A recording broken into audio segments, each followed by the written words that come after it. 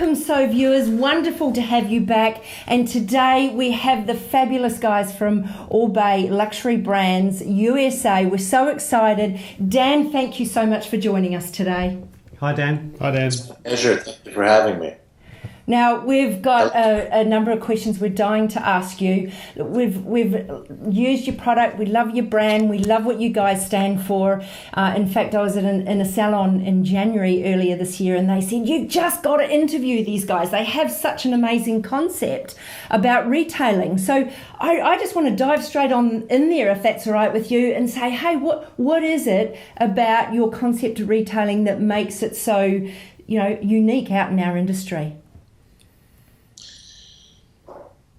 It's a great question. I think, and it all stems from the industry that we're in, right? So we work with hair salons and stylists, and who have amazing establishments where they provide top-level customer service, and we work with some of the top salons around the world, not just in the U.S., who have just their own individual aesthetic and personalities and environments that they've created to kind of service their customers, and so that's where it starts. The second part of it is actually having amazing products, which are tools to those stylists and those salons. And 8 years ago, we started a brand called Oribe Hair Care, with a group of friends who'd all known each other for many years, and we embarked on creating this line of products that we set out to make the highest performance hair care products that existed in the marketplace. Okay, wow. Really a stylist's tool, something that didn't exist in the environment at that time, that both blended, high performance with an amazing aesthetic and tremendous education, and really kind of fit within that salon world as a partner to hairdressers and salon owners. That launching those products in the salon kind of was part and parcel with the realization that salons are amazing, have amazing potential to do retail. Our retail concept, I think, is not really so crazy. It's just about turning salons into retail environments and actually having the beauty products that those customers seek out available in the place where those customers go to get beauty services. Mm. So it's really about the combining of service and retail, which I think benefits not only the customer, but the salon owner and stylists as a way to help their businesses grow. Mm. For sure, absolutely. Yeah. So you mentioned before about starting up with a few friends. How did that happen? Was that over, a glass of wine one night, writing ideas on a serviette, or what happened? That's taking the story back quite a ways. But we have many partners in this business. We started the Oribe brand, I think, as a labor of love. One of my partners, Ted Finger, another partner of mine, Daniel Kaner, a third partner, Oribe, and a host of other names, Todd Hilden and Jonathan Sharp, and we all came together, and Moss Cady, who's one of the amazing kind of founders of the brand. We embarked on what I would call a labor of love.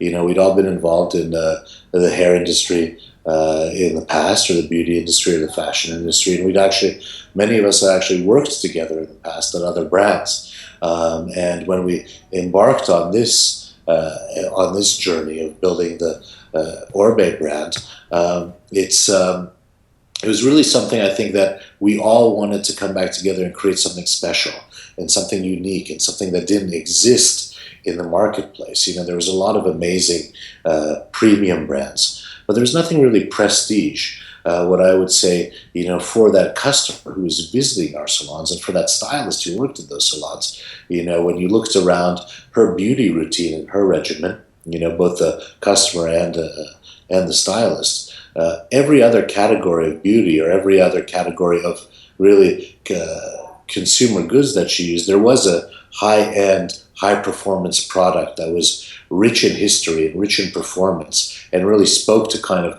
who that person was. Whether in the morning, if she went into her bathroom and there was beautiful fragrance assortment or a beautiful cosmetic assortment, she wasn't experiencing that same level of efficacy and beauty, truly, in her hair care routine.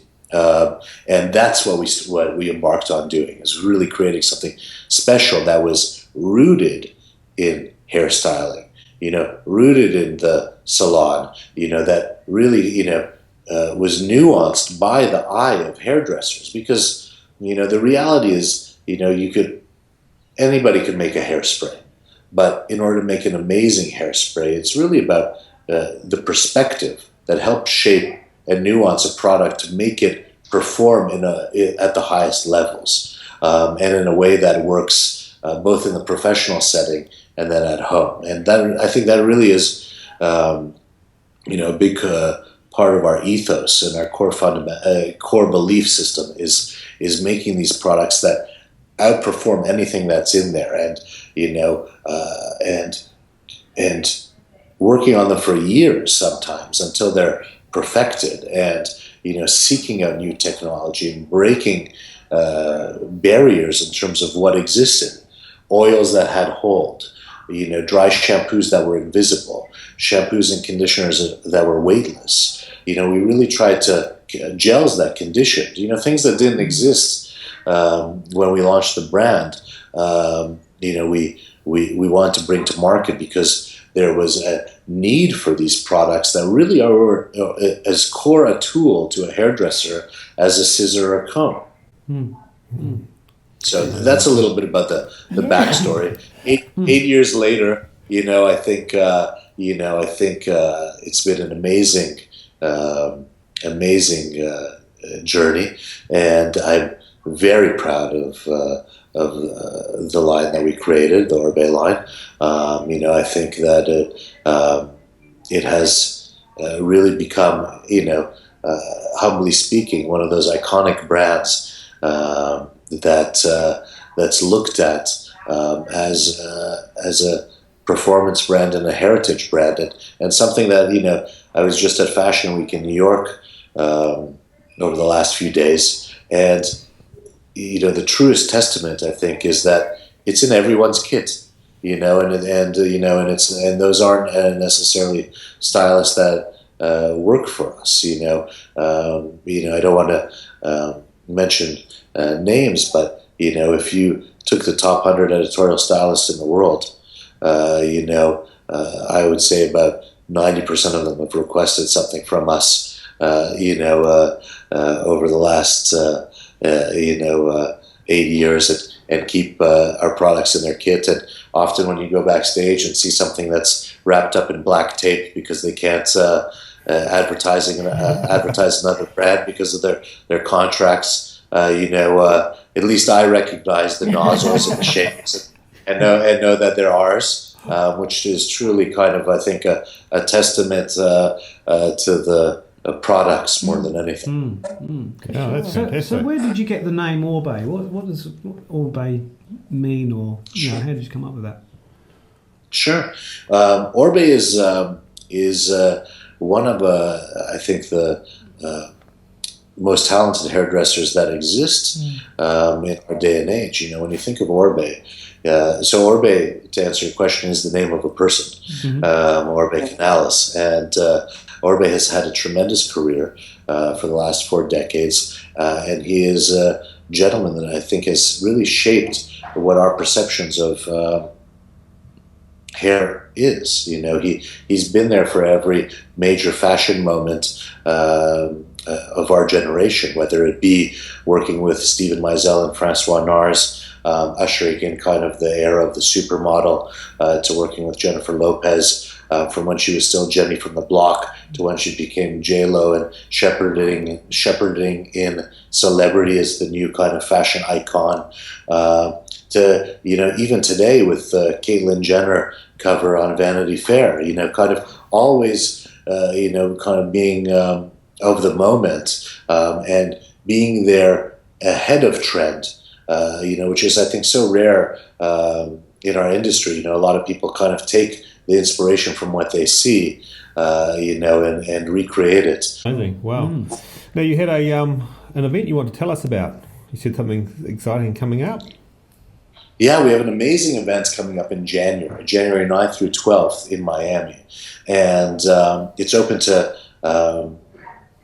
everyone, actually. So, I wanted to say open to hairdressers, but it's open for anyone who I would say is hair obsessed, or beauty obsessed. And what it is really it's a hair festival. So if you think about kind of music festivals, Lollapalooza or Coachella, it's an amazing time for people who love music to go see bands and DJs. Now, if you did the same thing and replaced the bands and DJs with the top hairdressers in the world, that's what we're putting on in Miami in January. We've got 4 days of kind of main stage and hands-on activities that are planned, with everyone from the Oribe education team to Vivian McKinder, to Guerin, to Tom Priano, to Howard McLaren, to Vaughn Accord and the V76 team, to IGK, to Smith & Cult, to Nikki Welsh from Europe, kind of, and more to be announced, kind of taking the stage to showcase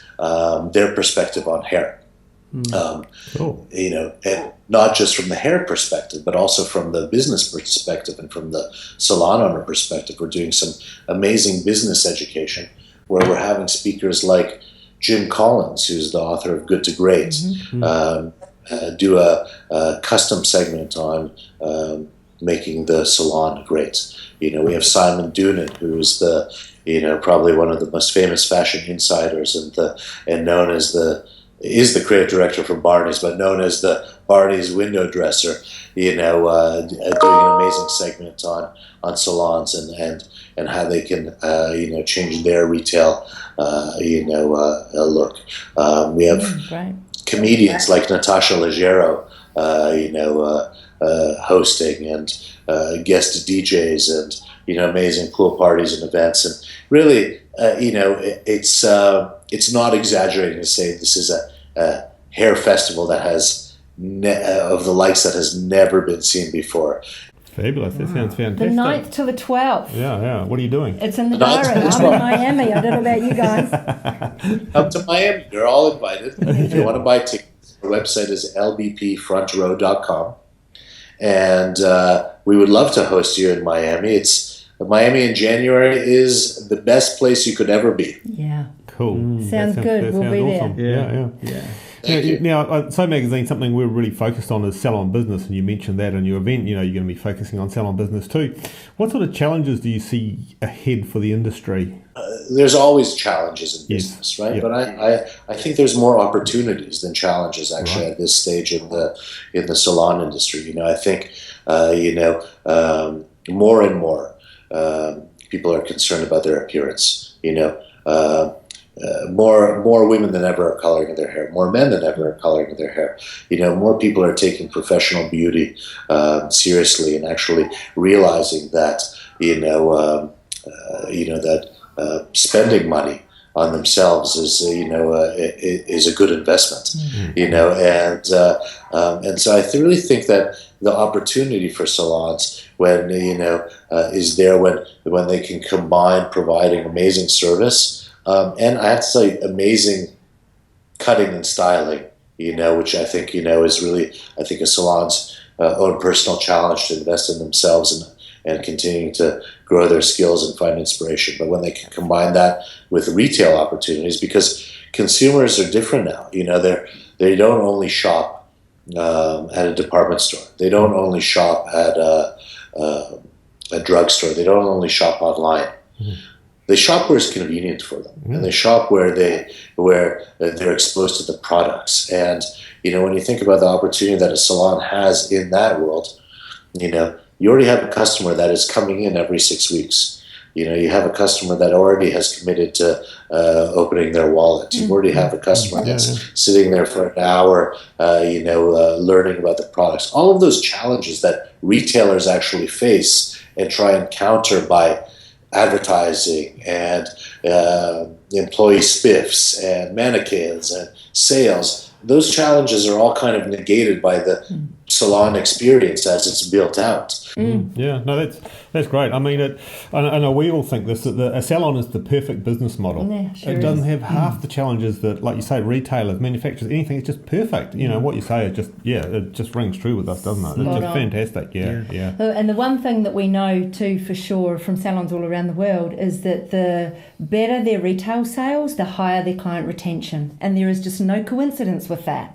It happens no matter what salon we're visiting, no matter what salon numbers that we're seeing, and no matter where they are in the world. The better the retail sales, the better the client retention. So we love what you're saying. You're providing one more level of service to that customer. Yeah. You know, and I think and you're really engaging your core audience. And you know, sometimes when we speak to salons, we think about, think about every customer interaction that you have as a part of that salon visit.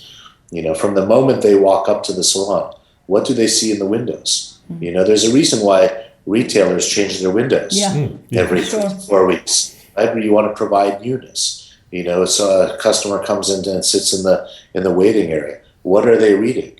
You know, are they reading magazines that are reflective of your aesthetic? You know, are they seeing things that are are they seeing, Vogue Italia and V Magazine and Numero and things that kind of showcase the level of salon you are, and you take that kind of path that customers take through the salon, from there to the retail wall, to the wash basin, to the change room, to the seat. And when you think about all of those moments that you're actually kind of interacting with that customer, that's when you really have to tailor what the message that you're sending to them at each of those moments are. Perfect. What's the best advice you ever received about business?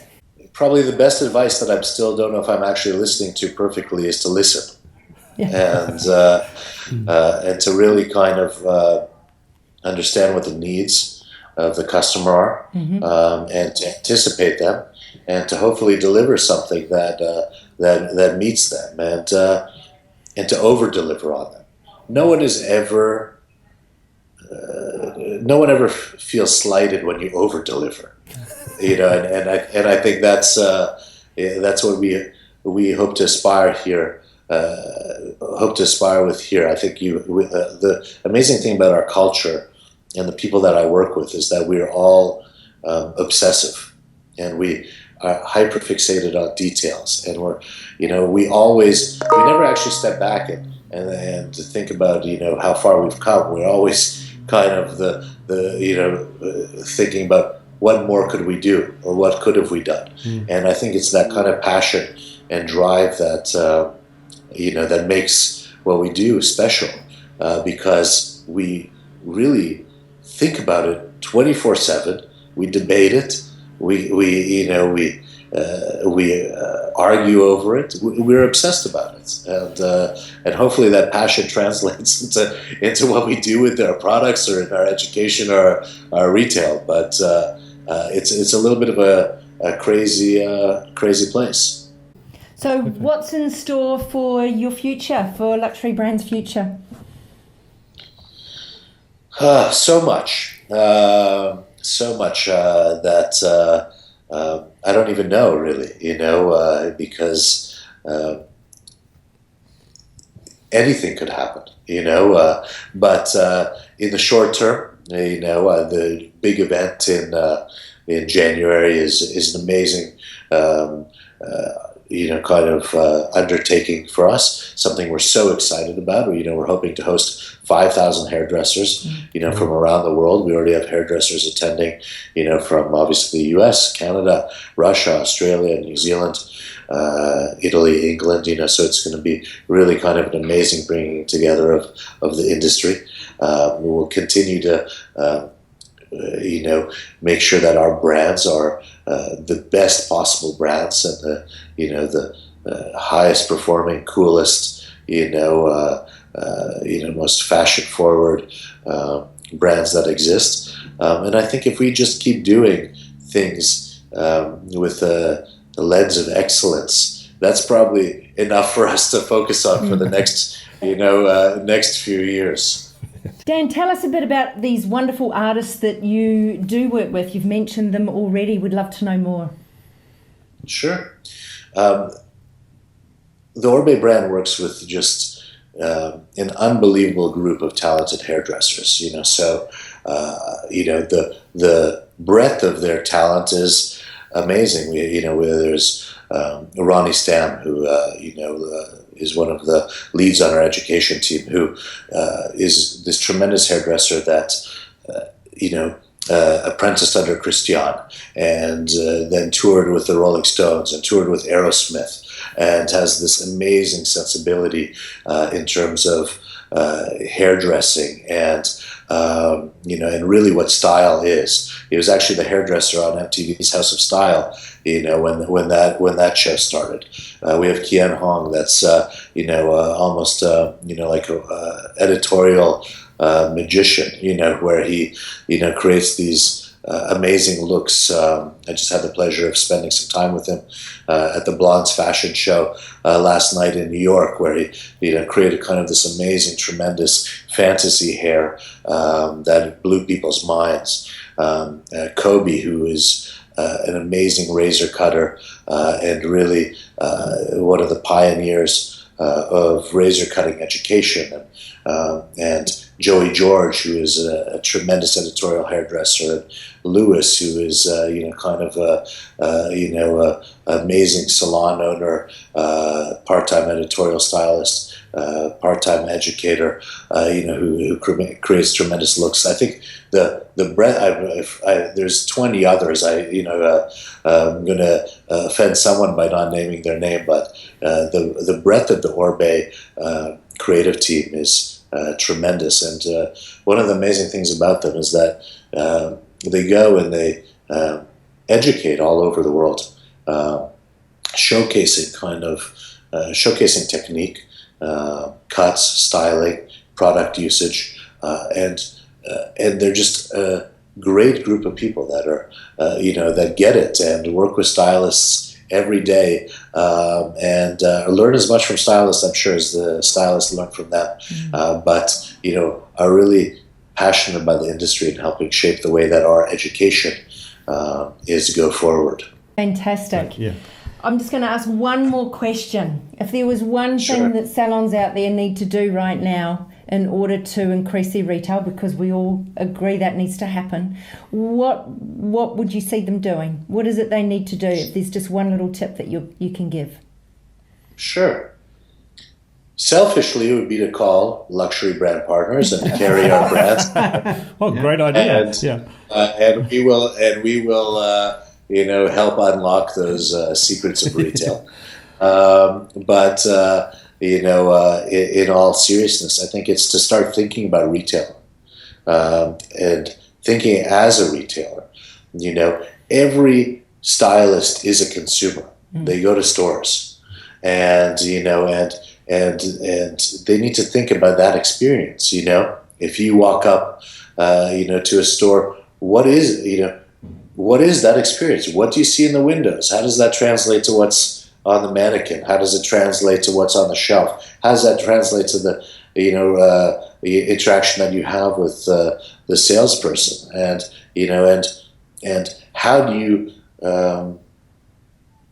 work that into your routine or your environment? And it's not at all about stylists becoming salespeople. I think really the best retailers are ones that are actually service providers, and are looking to help you dress, amazingly well, help you, drive the most amazing car, help you have the best skin and best makeup, and it's those type of kind of interactions when you're shopping, because we're all consumers, that you go back to over and over again when it really is something that is that it feels like you're working with someone, to really understand what you're shopping for and how to use it and how it can work into your own life. So that would be, kind of the one thing, is to really start to think as a retailer. Yeah. Yeah. Fantastic. Fantastic. Good advice, yeah. Love that. Dan, thank you so much for joining us today. It's thank you. late in the evening at your end. It's early in the morning here. So we appreciate getting that time difference is sometimes can be a little bit tricky, but thank you. And for all the great advice that you've given our viewers. We will see you in January on the 9th, hey? Is that correct? Thank you. January 9th in Yeah. Miami. We'll see you there. Great. Do you just want to say that web address for everyone to go to once again? Sure. lbpfrontrow.com. All right. So once again, lbpfrontrow.com. All of the information is there. All of the bios on the talent. You'll see an amazing, kind of lineup that's never been seen before, and all of the ticket information. And listen, I hope to see you there. Yeah. Fantastic. Right. Yeah.